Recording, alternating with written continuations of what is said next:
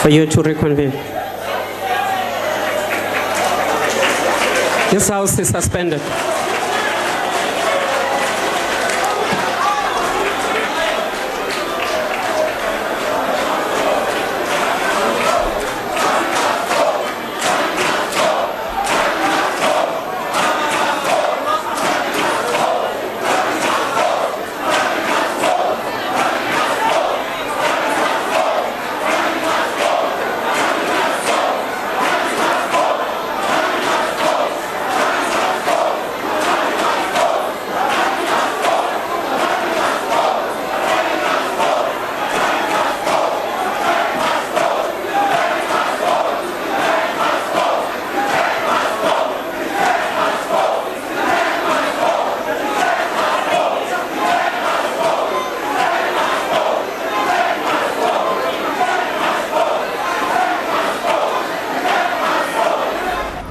And welcome. So as you saw there, the proceedings in the House have been suspended by the Speaker, Thandi Modise, and all of us are caught a little by surprise, judging by the mood there. Let me just reintroduce you to our panel here this evening, and with us is, of course, Alicia Ndlovu from the University of Cape Town, political analyst. Also with us, Ongang Mamtimka, and my colleague, Aldrin Sempier. So what does all of this mean? Let me start with you, Alicia.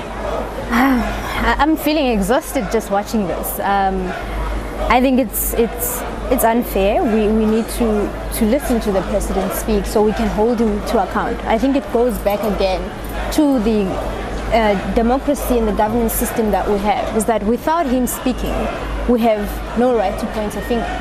So this is actually an important event and it needs to happen. So I'm looking forward to what our speaker will be doing next, but I believe that South Africans have every right to listen to the president speak. Yeah, so the EFF had made it clear what they were going to do. For the longest time, they've been looking for an opportunity to do what they did during the Zuma years, to frame the current government as to give an impression that nothing has changed, and therefore their tactics are warranted. But what I noted in terms of how they conducted themselves today is they wanted to push things to a level where it would be the speaker who actually forces them out. But they wanted, almost like a movie star, you want the transitions to be justified by the script and not just do it abruptly. So they wanted to win at any given time in this. And I think that Thandi Modise, just as they were going to be defeated, gave them the victory by suspending the House. So first of all, they lost the FW declared debate, and then of course came the Pravin Gordhan debate. But then does this mean that the Speaker may have given in to the proposal that was made by the Chief Whip of the EFF? She didn't say why we're suspending a parliament or proceedings for the moment. She doesn't give us an articulation with regards to it. But what happens now in between this moment? So her rationale is precisely what's called consensus by fatigue. If you saw her body language when she said that, she was tired, she had been worn down, and I think it just came at the right time for the EFF, because remember, they wanted to collapse the session. They want to have some takeaway from the session which claims the headlines tomorrow. And so they were just given it. So they wouldn't have won the get rid of Pravin Gordhan debate, but they've got a little victory. They got the little victory in having disrupted Parliament. Yeah. Because now she budged on what they requested. What happens because remember, the EFF has always augmented its power in Parliament by the theatrics. So what they make up for not being the official opposition by the theatrics, which after every sitting of Parliament, what dominates the news is what they did. But they shouldn't have that because they are the official opposition. Yeah. And what we heard there during those proceedings as well, and the point of orders were being that you have the the EFF being in the minority, the argument from the likes of myself. Aldrin, if I may just interject there, as the proceedings in the House have been suspended, we're getting a visual just outside the chamber. Patricia de Lille was about to address. The leader of Good Party, Patricia de Lille, she was there, so we're just trying to see whether she has anything to say, what her views are of what has happened and what is likely to happen. So we are just going back to Samkela Maseko there with Patricia de Lille of the Independent Democrats. Samkela, over to you. That was Patricia de Lille, the leader of the Good Party, saying it's rather unfortunate that the EFF has decided to disrupt proceedings for tonight, saying that she is also not going to express a view on whether the last apartheid president, F.W. de Klerk, should remain in the House or not. To remember that Umntwana wakaphindangena Nkosi Bangosuthu Buthelezi, the former leader of the IFP, did rise on a point of order for the House to vote on this particular matter. The Speaker, Thandi Modise, ruling this matter out. I'm just going to also step out of shot and see who is coming out of the National Assembly there. I can see some movement as if the interim DA leader, that would be John Steenhuisen, as if he's coming out. I'm seeing his staff there. But it's Patricia de Lille also expressing a view that it's rather unfortunate that the minority is imposing their will and view on this particular sitting. Thandi Modise taking a number of points of orders from the EFF, led by its top six. That would be Julius Malema, Floyd Chivambu, and Marshall Dlamini, the Secretary General, on this particular issue of F.W. de Klerk, the last apartheid president, and also going on to with the new EFF spokesperson Vuyani Pambo raising issues of the Minister of Public Enterprises, Pravin Gordhan, saying that he was particularly misled by this particular minister, that would be President Ramaphosa, and that the president must step out of the House and go and address the nation and fire the Minister of Public Enterprises, Pravin Gordhan. Then you had Boy Mamabulo, the ANC Member of Parliament, saying that the EFF 44 Battalion must leave elderly people in the National Assembly and they must step outside and have their brawl. That would be him and the EFF leadership. There's no love lost there between Julius Malema and Boy Mamabulo. They are homeboys from Seshego. You'd remember those threats some years ago with Boy Mamabulo threatening to exhume Malema's mother's body, whom was buried some time back. Then you had Ndlozi, the EFF MP and former spokesperson, saying that this is not our perfect wording, and some allegations of abuse they're being raised by Boy Mamabulo as well. But the Speaker and the chairperson of the National Council of Provinces, Dr. Amos Masondo, being unrelenting on their perspective of trying to rein in the EFF and saying that they will no longer be taking their frivolous points of orders continuously, and they are trying to hold the House at ransom. But the elderly citizen, that would be Umntwana wakaphindangena, Ubaba Mangosuthu Buthelezi, coming out and saying that it can't be that the minority is trying to impose their will on the majority, seemingly commanding a lot of respect within that National Assembly. But rather interesting is how the ANC MPs reacted when it came to the issue of voting to remove the last apartheid president, F.W. de Klerk, from the House. They were rather mum, they were rather quiet and did not act on the issue. And Julius Malema accusing the ANC of protecting F.W. de Klerk and saying that he was responsible for the massacres at Sharpeville, at Boipatong, and saying that he's a murderer who presided over a murderous apartheid regime. But I'm going to bring in Zizi Godwa, Deputy Minister of State Security. How are you doing? I'm good, how are you? Mr. Godwa, I've never seen you so many outside Parliament. No.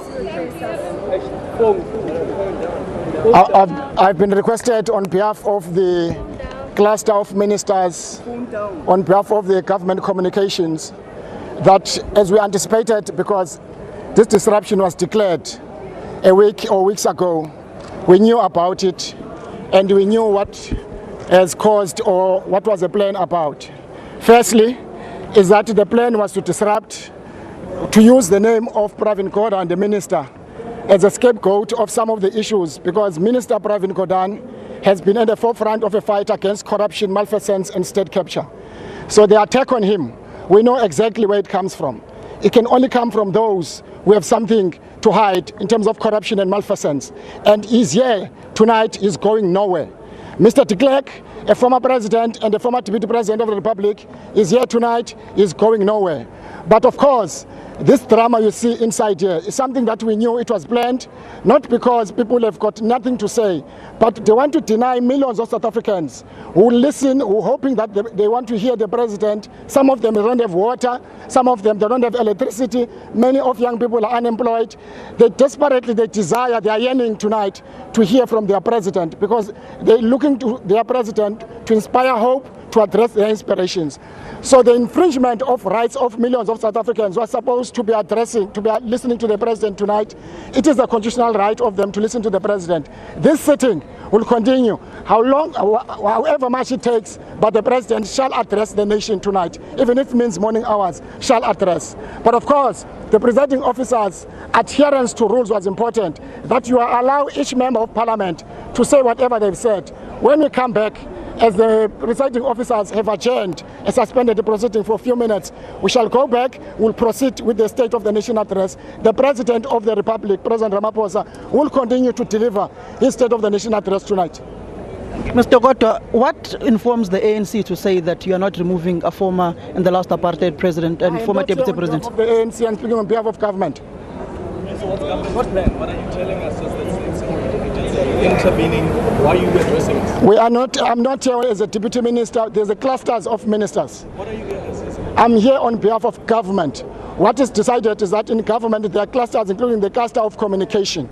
And that cluster of communication, having had this declared disruption, anticipated that when it happens, Zizi Kodwa, who's also a member of those clusters, shall come outside and address the media, as I'm doing now. So Zizi Kodwa, you are saying the South African government is not removing de Klerk? Say it again? What sort of guarantee is there that the address may be had tonight? Tonight was planned for the president of the Republic to address the nation, and he shall do that. What happens if the disruptions continue? The rules of the House are very clear. And I think the presiding officer at some point, they will have to apply rules. Those who continue to disrupt, they will have to be taken out, to be thrown out of the assembly. That is the only option. Will they take them out one by one? Well, the rules are very clear. People are not taken as a group. It's only when people are taken out as individuals, in terms of the rules. Yeah, a long time. The president, what is important is that the president will deliver the State of the Nation address tonight. What are the security measures to remove them, Mr. Gotwa? They are very clear in terms of the rules of the House. That the presiding officers shall now call at an appropriate time session at arms. If there's a reason, you will then call any additional security, including the protection services, parliamentary protection services. So is Mr. Meeting right now? Are the chiefs? No. This House, in terms of the rules, the joint rules, the people who are now in charge of the joint sitting to be addressed by the President is presiding officers, the Speaker of the National Assembly and the Chairperson of the National Council of Provinces. So as it stands, Mr. Gotwa, we can take it that the South African government is saying the last apartheid president, FW de Klerk, is going nowhere from the city. That is not the issue addressing. But you said that you are here on behalf of the government and you're saying Mr. de Klerk is going nowhere. Mr. de Klerk was a Deputy President of the Republic post-1994. Next. Just in word from the president after what? The president is waiting to address the nation on key fundamental issues that are facing the nation. Why was the proceeding suspended? Previously it wasn't suspended. Previously they were removed. So this surely could be, dare I say, a PR victory for the EFF. I don't think there's a victory for anybody, except that it was important that for Parliament to proceed smoothly, presiding officers would have decided in whatever decision that they suspended the sessions. Mr. Gotwa, can one draw a conclusion that the presiding officers don't know which rule to use in order to prevent points of orders anymore? Because the EFF is continuously asking, which rule are you using to deny us points of orders in the House?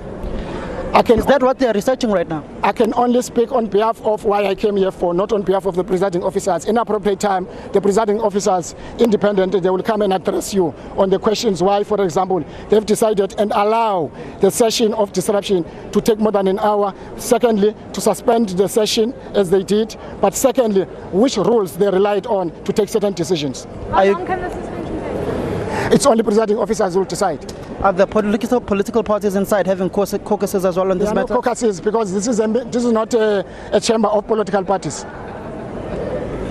Thank you very much. That was Zizi Goto, the Deputy Minister of State Security, there, being very clear that FW de Klerk, the last apartheid president, is going nowhere. And there is Solimalate from the Democratic Alliance to say a few words. Hi everyone, as you have followed what has happened in the House, so it's currently suspended. Our Chief Whip has been called into a meeting with the Speaker, obviously, but from our side is we are going to stand and stay for as long as possible. We came here for the purpose of the business of SONA, and everyone has to abide by the rules. It's quite clear what the EFF's plan was in the lead up to this occasion. They had no interest in what was going to happen today. So from our side, for as long as it's still safe for everyone in the chamber to stay and the rules of the House are being abided to, we'll stay and make sure that we'll listen to the content that's being delivered, so that next week when it's our turn to respond to the debate, it's based on what we have listened to and what is the purpose of our business of the day. That is our approach for now, and obviously we'll play a wait and see game based on how it develops beyond this suspension. Solly, do you agree with the EFF's position around the presence of FW de Klerk? No. As the Speaker accurately pointed out, you know, former presidents of the country or deputy presidents of the country are dignitaries of Parliament, and I don't speak on behalf of Parliament, but everyone in that chamber is a guest who has been invited, and they should enjoy the same right. Is it only your Speaker or all the Speakers that are called the new? We don't have a Speaker, we have a Chief Whip. So the Speaker is with our Chief Whip for now. I didn't see the other Chief Whips, I know about my Chief Whip. Thank you very much, Mr. Malatsi. Can we have the view of the Inkatha Freedom Party on this matter? I just want to say on behalf of the IFP, we are extremely concerned at the prevailing chaos actually in Parliament today. Ultimately, in a country wherein we are dealing with gender-based violence and South Africa being actually the capital of murder and so on, we want a parliament that demonstrates that we are pushing back on the frontiers of violence. And for disruption and potential violence to play itself out on the floor of parliament is equally disturbing. And so we should really play our politics in a manner which seeks to build this country and to be constructive. In a sea of challenges, poverty, unemployment, an economy that's not growing, the president has got a constitutional mandate and a constitutional right to address the nation. And next week, we will have an opportunity to respond to the president. Therefore, we are imploring on the presiding officers to be decisive on this matter so that the business of the House can prevail. It cannot be that year in, year out, we're going to be subjected to the same one-trick pony, to the same kind of theatrics.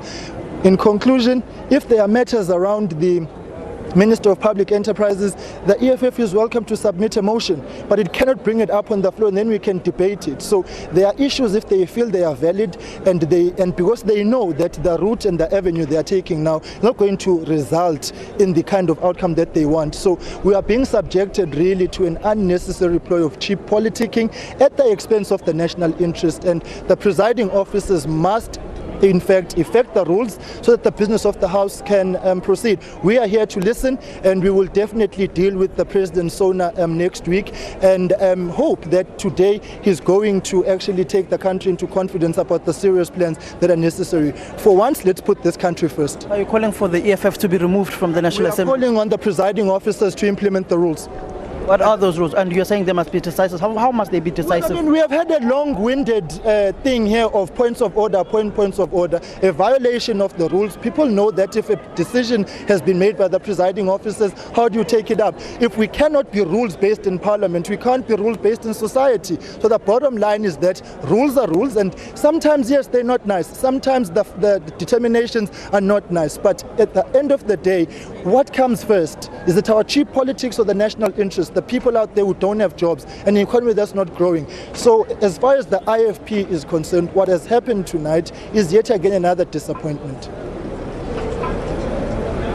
Well, that was Mkhuleko Hlengwa from the Inkatha Freedom Party calling on the presiding officers, Dr. Amos Masondo, and also for Thandi Modise, the Speaker, to be decisive on this particular matter, on how they move forward on this issue. I'm going to try and bring in the EFF on this particular matter.